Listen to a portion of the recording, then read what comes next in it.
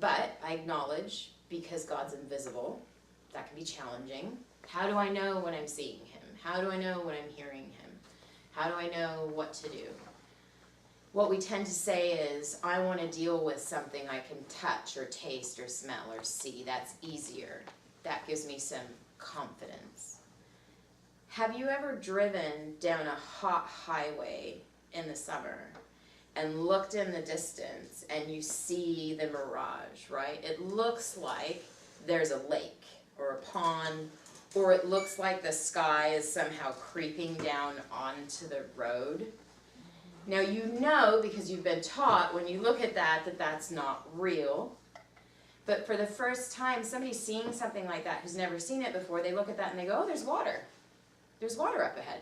Because they're trusting their eyes.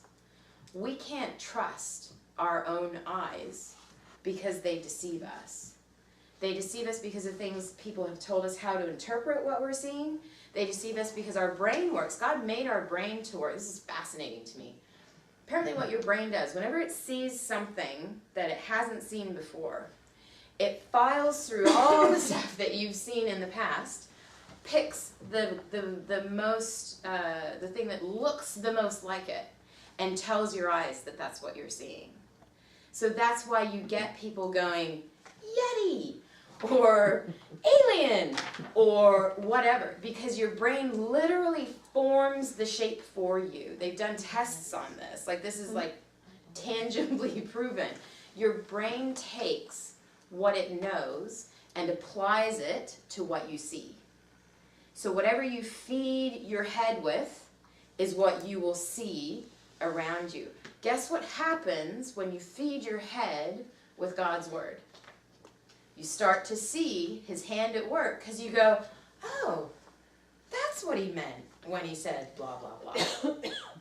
Your brain makes the connections for you. It picks out the shadow and it says, oh, that's what that was. And that's not a fabrication. That's not a lie. That's the truth. You're feeding your brain the truth. And so then it begins to mold what your eyes see. The other thing we have that's really big right now is follow your heart. We're telling you, my heart, no one knows but me better what's good for me. Follow your heart. You will find what makes you, what your passion is, or you will find your love or whatever. Follow your heart. I'm not going to quote them all. There's countless verses about how fickle and how toxic and corrupted our hearts are. Have you ever followed your heart into a toxic relationship? Or followed your heart down a path that you thought would be awesome and ended in addiction or ended in destruction? Our hearts are drawn to things. That does not mean those things are good for us. That's why we need somebody else to tell us, that's dangerous. Don't even start down that path. God gives us those commands. When he says do not, it's not because he's like, I'm the big dude here and you need to listen to me. He's the creator of life. He's perfect, and he knows where the slippery slope begins. He says, don't start. Don't do that. It will hurt you. It will harm you. It will kill you. That's what he said to Eve. Don't eat the fruit. Did that mean the fruit wasn't attractive and it wasn't tasty and it wouldn't give knowledge? No. He knew it would give all of those things. But he said that the end result of that is death. And he was right. But she didn't trust when he said, don't do it, because she saw the good stuff. She didn't trust, and it took her and the entirety of humanity into sin and death. Like, you want to talk about a decision you regret, they don't get bigger than that. But we've all had those moments, right? We've all had our apples where people have said, or God has said, don't do it, it's dangerous, and we're like, but it'll be fine just for this. Or I can handle it. That's a great one. That's one I used to say, I can handle it. I can stop if I need to. What God tells us is that we are spiritually blind and deaf until he intervenes. In if you want to write this down, 2 Corinthians 3:16 to 18. Whenever someone turns to the Lord, the veil is taken away. For the Lord is the Spirit, and wherever the Spirit of the Lord is, there is freedom. So all of us who had that veil removed can see and reflect the glory of God. And the Lord, who is Spirit, makes us more and more like Him as we are changed into His glorious image. So there's two really important things I want to pull out of this. First, he says, wherever the Spirit of the Lord is, there is freedom. I can guarantee you that there are areas, if not your entire life, where you feel trapped. You feel caged or out of control. That is not coming from God. God is telling you, if it comes from my Spirit, there's freedom there.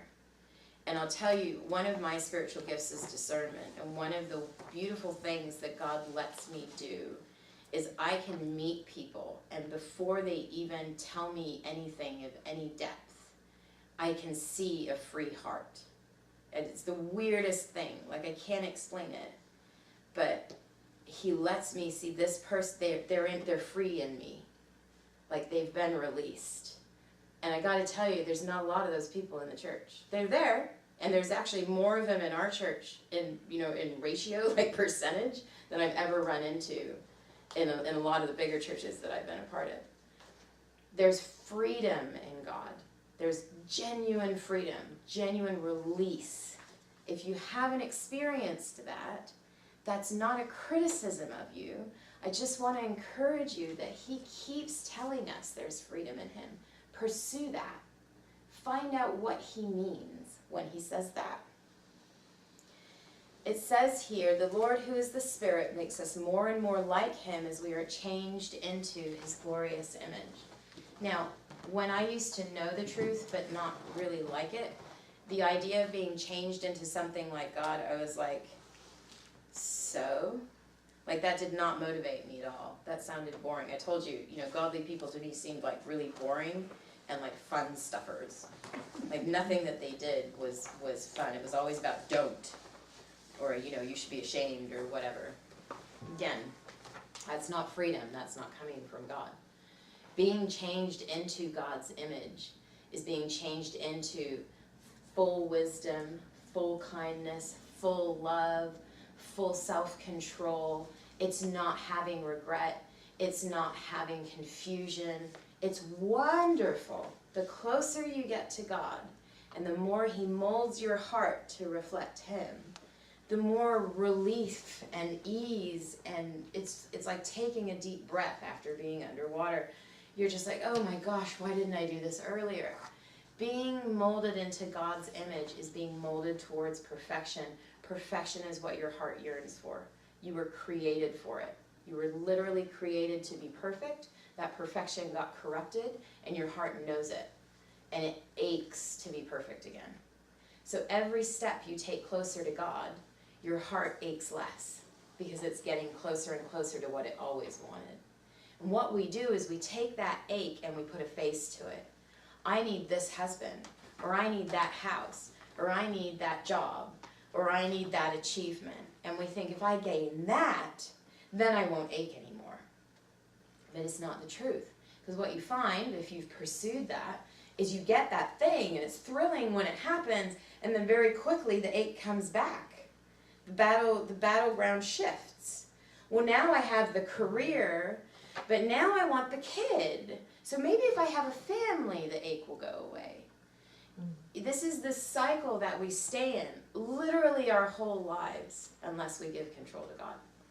Satan will always point you at the next thing. You will never find true fulfillment in whatever that thing is, because that's not what your heart's aching for. He just wants you to think that's what it's aching for. Because as long as you think that, all your attention, all your drive goes in that direction. And God's over here going, I have another idea for you. If you listen to Him, you find your heart at rest. And it says, this is what I was looking for all that time. And it's a wonderful place to be. Our hearts cannot be trusted. Our eyes cannot be trusted. Our wisdom can't be trusted. How often have we been given information, we think we have the story, we go, okay, so this is the right decision, I will go do that. We make the decision, we pursue it, we find out we didn't have all the information. And we wish we had, because if we had, we would have made another decision. We are limited, we can be distracted, we can be misinformed. You can, with the best of intention, make a really cruddy decision and wish that you hadn't. The only perfect, complete source of knowledge is God. Because people think they know everything as well. So what they're sharing with you, they believe, usually. They're not usually lying to you intentionally. But they don't have it all. They're limited too. God is the only perfect and complete source of information, and unless you're seeking your wisdom from Him, which, by the way, as we saw, He promises to give to you, unless you're seeking it from Him, your picture has holes in it. At best, your picture has holes in it. It might be lying to you completely. You might have been given a picture that's completely made up. But at best, it has holes in it. If we can reach the point in our faith where we trust God's judgment more than our own, and I have to tell you, this was what God showed me back in 2005 when I went through that whole transformation. There were some amazing things that happened that I didn't know were coming. I didn't pursue God in order to achieve them because I didn't even know they were part of the picture. All I wanted back then was to feel better. I wanted to stop hurting so much. And when he helped me stop hurting so much, I just wanted more of whatever that was. And so I kept going after it. What is it? What is it? What is it? What am I missing? What's more? Give me more, give me more, give me more. When you're in that heart place where you're like, yep, whatever it is, just throw it at me. And you're open to Him. You're on a path, well, not only to perfection, because that's God's ultimate goal for you, but what you're learning in that process, subconscious, it happens at first without realizing it, and then you go, oh, you have this epiphany moment where you think something, and you know that that's something you would have thought a year ago, and something about it doesn't seem right. And so you go, God, what do you think about that? And it suddenly occurs to you that your heart and your mind were leading you somewhere, and you went, well, what do you think? God, tell me how that works. And you figure out that you trust His judgment more than you trust your own. And it's honestly, I know that sounds scary when you're not there yet because you're putting yourself in somebody else's hands. But what you discover, each time you do that, each time you take the risk, and each time you step out on His guidance, it gets easier. Because you did it once and it worked, and you felt better, so now you're going to try it again. And don't get me wrong, I still have, and it will never stop as long as I'm here. There are times, we thought we were going to lose my mom this year, right? She has stage 4, she has terminal melanoma. We were given 4 to 6 months. I'm not big on time frames, but that lets you know how dire they think it is. Like, these doctors were like, the normal doctors were like, there's nothing else that we can do. This is spread. It was head to toe, everywhere in her body. Her body, skin just lit up like a Christmas tree. And we thought, okay, I've got an 11-year-old son who's very, very close to her. We thought, Grandma's dying. We're literally preparing for that. For those of you who saw her here yesterday, you'll see that that's not the case. But back in February, we were told she likely would not be here now. Like, I thought we would be burying her. And that, for me, was, it. Barring my son or my husband, it basically doesn't get worse than that. And going through that with God this year, I mean, that took every ounce of energy that I had. You can ask people who are in my home group. I mean, I'm texting friends like, I know I have literally not spoken to you for 3 months. Please don't take that as a measure of my love for you. I am so, everything is going into this. Everything is going into my family. I have nothing left. But I tell you what, even in the hardest days where all I could imagine was my son looking at me and saying, where's Grandma?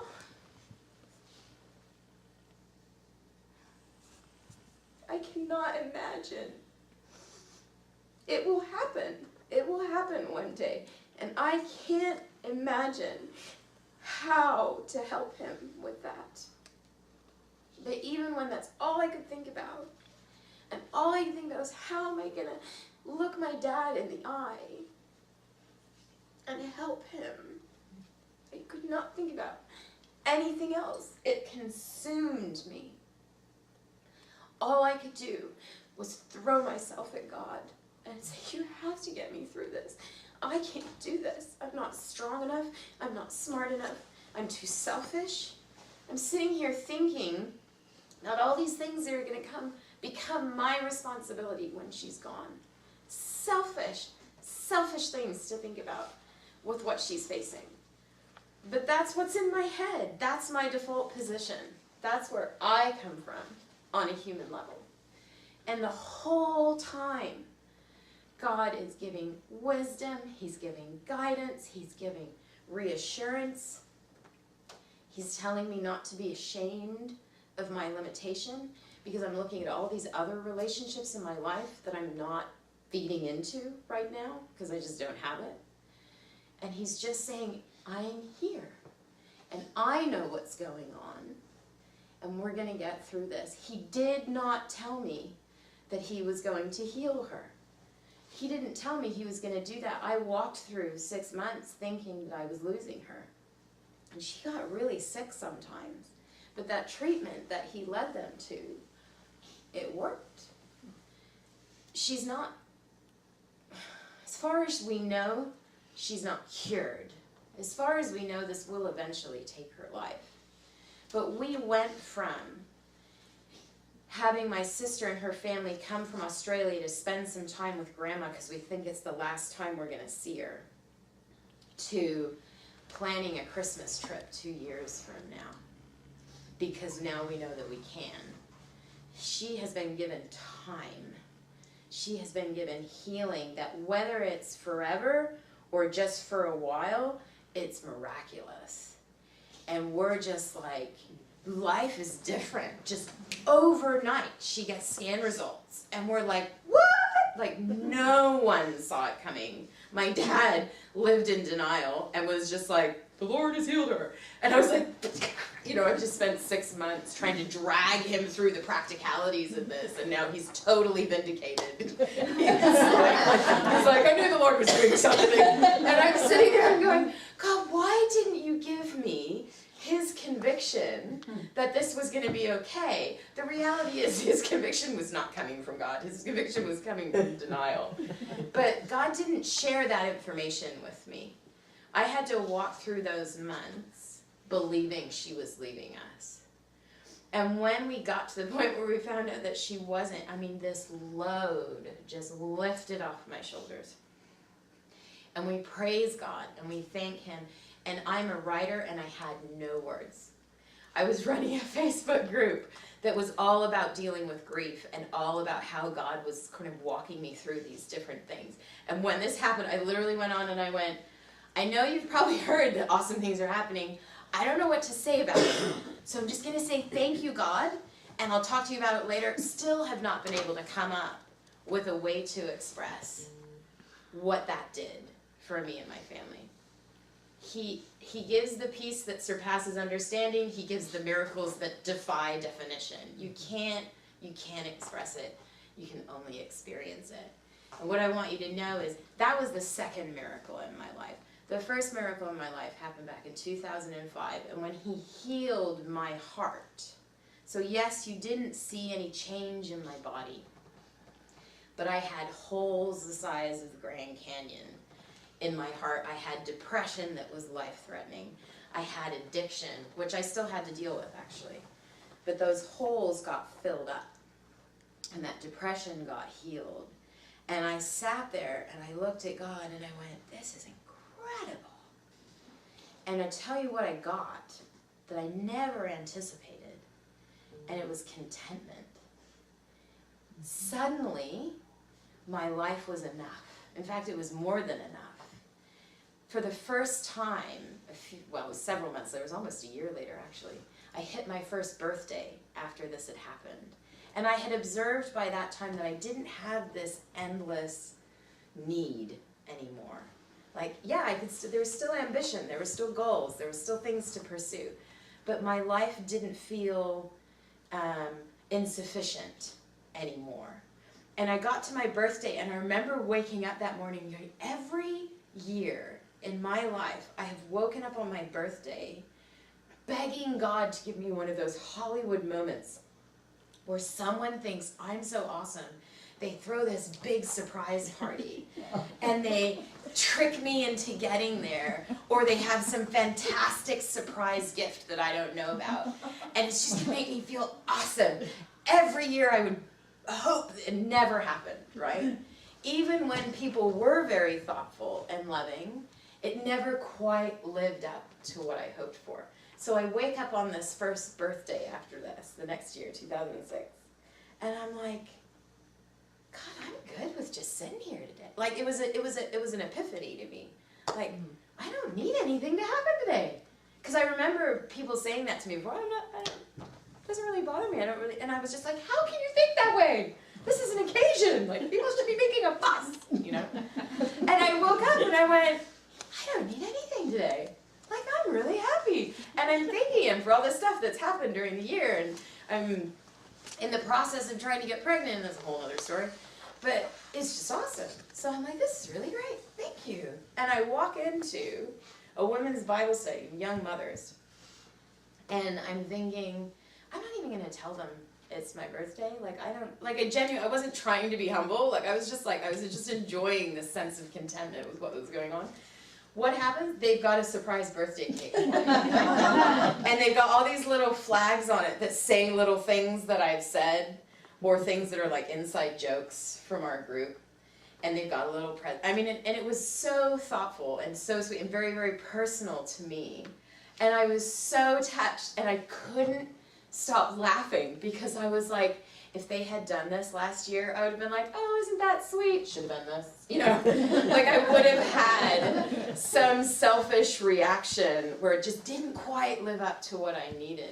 And instead, what it was a cherry on top. I can't think of a better way to say this. When you're content in your life, the good things that happen are in abundance to what you need.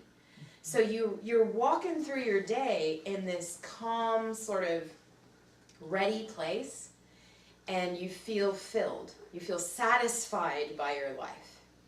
So when something good happens, it happens on top of what you're already satisfied with.